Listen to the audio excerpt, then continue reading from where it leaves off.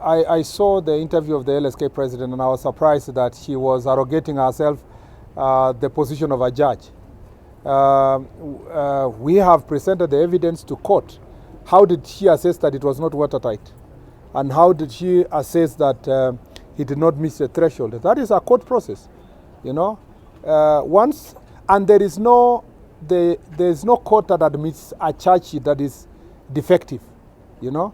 There must be a prima facie evidence that shows clearly that there was burning of courts, there was burning of shops, there was cases of stealing of guns, and so defines clearly the acts of terrorism in the Prevention of Terrorism Act. It's very clear. It's even in black and white. As long as you're committing acts that are intended to create fear, destroy property, burn, they have white, they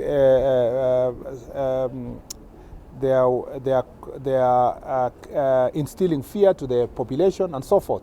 And the law is very clear on those issues. The thing is, I want to ask the LSK to concentrate on pushing for rule of law.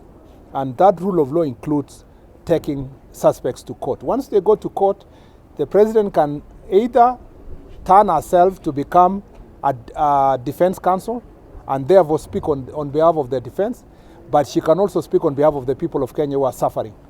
I'm yet to hear LSK speak about the courts that were banned, the police stations that were banned, to speak about the vehicles that were banned, to speak about supermarkets that were looted and banned using petrol bombs. I want her to appreciate that she's not speaking for criminals only and suspects. She should speak for the people of Kenya. She should also speak for the peaceful protesters, whose peaceful protest has been disrupted by these same criminals we have arrested. I thought the LSK will be celebrating with the police that thank you very much because you are punishing these criminals that are infiltrating process so that in future we have peaceful protests. Instead, what do? They want to secure these criminals to be free so that when the next protest happens, they will be in the streets assisting other criminals to interfere with peaceful protests, which is counterproductive. Any person who is pursuing peace should hold hands with the National Police Service and the security chiefs to get rid of these criminals so that in future then we will have peaceful protests in the country that are purpose-driven, not burning of properties. I want to tell Madam President, my former good student, that on this one she's damn wrong. Yeah, she is actually on the wrong side of history. She needs to quickly salvage her reputation by siding with criminals and terrorists and trying to defend them. And I want to tell also the opposition they are very damn wrong on this one.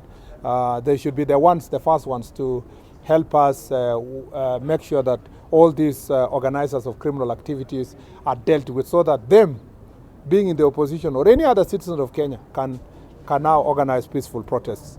On the question of Medihill, I would rather not interfere with that particular issue.